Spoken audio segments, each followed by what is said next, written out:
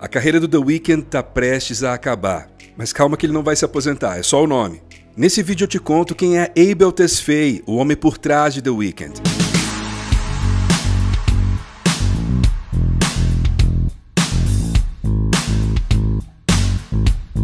A história de um dos maiores astros da música pop atual começa em 1977, durante um conflito armado conhecido como Terror Vermelho, quando um casal de etiopianos fugiu do país e viajou para o Canadá. 13 anos depois, esse casal se separou, logo em seguida do nascimento do filho deles, Abel Makonnen Tesfaye. Ele cresceu só com a mãe, sempre ouvindo ou música tradicional da Etiópia ou Michael Jackson, que era quase um cidadão honorário do país africano. Afinal de contas, We Are The World foi uma campanha para reunir recursos para combater a fome na Etiópia. Outra referência musical veio de Vice City, o cenário fictício do quarto GTA. O jogo tinha uma trilha sonora com uma pegada dos anos 80, e mesmo que ele não fosse nascido nessa época, foi dirigindo no jogo que artistas como Hall & Oates viraram suas grandes referências musicais. Abel morou com a mãe até os 17 anos, quando ele decidiu largar a escola e convencer um amigo a fazer o mesmo. Os dois foram morar em um apartamento de um só quarto e pagavam um aluguel de $850 com dinheiro de políticas sociais do governo e complementavam a renda vendendo maconha. Depois de um tempo, eles foram despejados e Abel passou um tempo vivendo nos sofás alheios. Ele diz que até dizia para várias garotas que amava elas só para ter onde dormir. Segundo Abel, tinha umas 3 garotas que juravam que namoravam com ele. Desde que saiu da casa da sua mãe, ele passava a maior parte do seu tempo livre usando drogas como ketamina, cocaína, MD e xarope. Abel chegou até a ser preso quando era adolescente. Eu nunca precisei de detox nem nada, mas eu era viciado no sentido de que eu não queria passar o dia sem ficar chapado. Nessa época, ele acreditava que o cinema o salvaria da vida que ele levava, mas como não era uma mídia que dependia só dele, sua terapia se tornou a música. Ele fazia composições super longas falando todos os pensamentos que tinha quando estava chapado. Foi nessa época que ele conheceu Jeremy Rose, um produtor que fazia beats bem ambientais, até um pouco sinistros, que combinavam bem com as letras de Abel. Eles formaram uma parceria e fizeram as faixas What You Need, Loft Music e The Morning, que foram parar na mixtape House of Balloons. E The Morning até foi a música que ele cantou anos mais tarde em sua estreia como ator em Joias Brutas.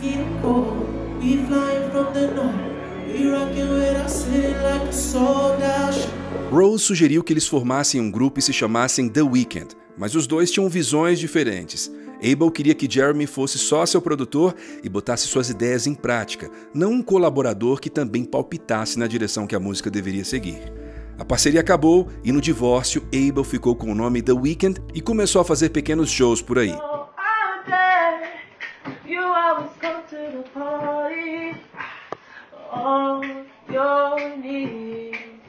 Esse vídeo de qualidade duvidosa e cheio de gente falando em cima é de uma das apresentações mais importantes da carreira de Abel. Em 2010 ele fez um show minúsculo na Universidade de Toronto e um dos presentes nesse show era o Oliver El-Khatib, um parceiro do Drake. E foi ele quem descobriu o cantor, fazendo a ponte para que The Weeknd conhecesse o famoso rapper de Toronto. Abel foi apadrinhado pelo Drake, que o convidou para participar do seu festival OVOfest e fez um post divulgando as músicas que Abel tinha postado no seu canal do YouTube, além de o ter convidado para colaborar no seu próximo disco. Isso não foi tão positivo quanto parece, porque na época ele teve que ceder algumas das suas músicas para o álbum do Drake. Um exemplo é a música True Love. Eu abri mão de quase metade do meu álbum. É difícil, mas eu sempre vou ser agradecido. Se não fosse pelo holofote que ele colocou em mim, quem sabe onde eu estaria. Tudo acontece por um motivo.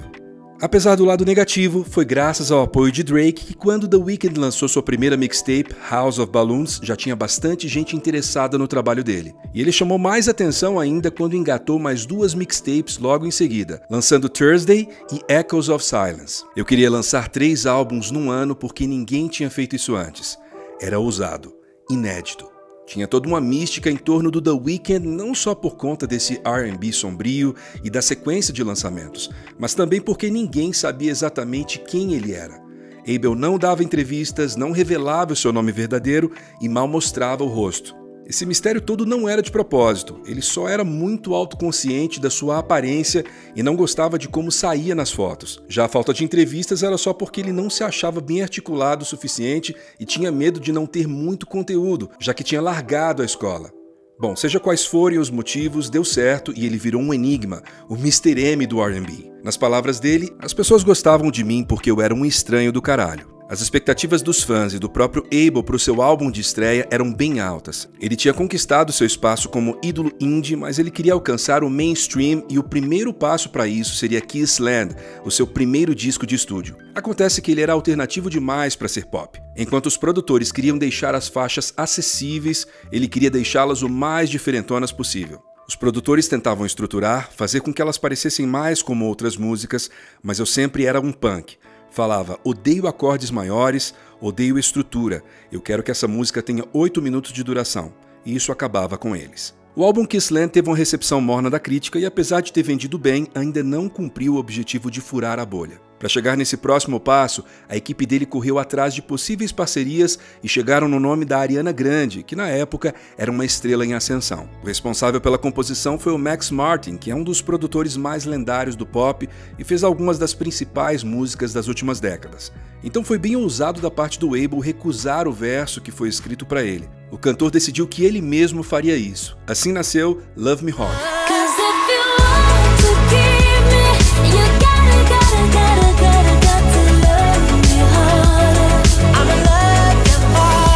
A música foi um sucesso e mostrou que o The Weeknd podia muito bem navegar pelo pop. Ele seguiu provando isso quando compôs músicas para a trilha de 50 Tons de Cinza, outra para Jogos Vorazes e fez uma turnê com o Justin Timberlake, abrindo shows do cantor.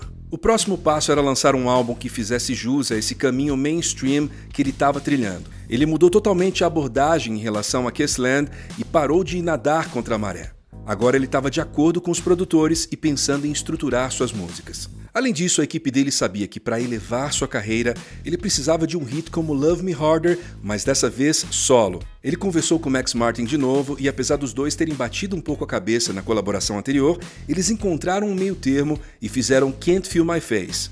A música chegou no topo da Billboard Hot 100 e só saiu quando foi substituída por The Hills, outro hit do álbum Beauty Behind the Madness. O disco foi o 10º mais vendido do mundo todo em 2015 e colocou The Weeknd como um dos grandes nomes do pop.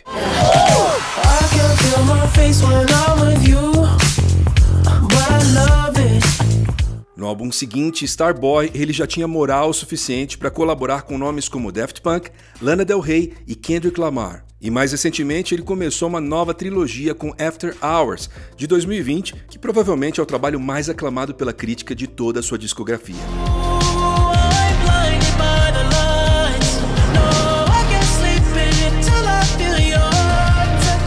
Dom FM, que elevou aquele amor dele pela música dos anos 80 à enésima potência. Os dois álbuns têm uma ligação conceitual, já que o primeiro dá a entender que o personagem do The Weeknd morreu e o segundo acompanha ele no purgatório. Se o Abel bateu cabeça durante anos para conseguir se infiltrar no meio pop, hoje ninguém é mais mainstream do que ele. The Weeknd se tornou o artista mais popular do mundo, pelo menos segundo o Guinness Book. Em março de 2023, ele se tornou o primeiro artista a chegar nos 100 milhões de ouvintes mensais no Spotify. E é uma liderança disparada, já que o segundo lugar é a Miley Cyrus, que teve 82 milhões. Nesse ponto, ele já tinha portas abertas para concretizar aquele outro sonho de infância de fazer cinema, ou mais especificamente, TV. Em 2021, ele anunciou que tinha co-criado uma série da HBO chamada The Idol e que ele também ia estrelar. Só que no fim do mesmo ano a produção entrou numa crise quando a diretora deixou o projeto, mesmo com 80% das gravações já finalizadas. O site Deadline divulgou histórias dos bastidores da produção.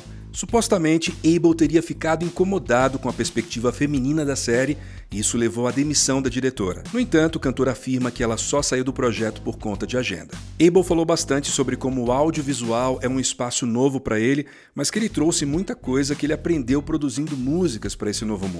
Como, por exemplo, continuar trabalhando no projeto até acreditar que ele está ótimo. A série The Idol passou por um monte de problemas de bastidores, como estourar o orçamento e atrasos de produção, e o astro falou sobre a má fama que foi se criando para a série. Quando eu comecei a fazer música foi exatamente a mesma coisa. Era provocativo e eu sabia que seria difícil para as pessoas. Muita gente não gostou. Não querendo comparar, mas é como se fosse isso de novo. Não vai ser para todo mundo e tudo bem. Nós não somos políticos. A série, de fato, não agradou muita gente e foi cancelada pela HBO depois da primeira temporada. Mas isso não significa o fim da carreira do Abel no audiovisual.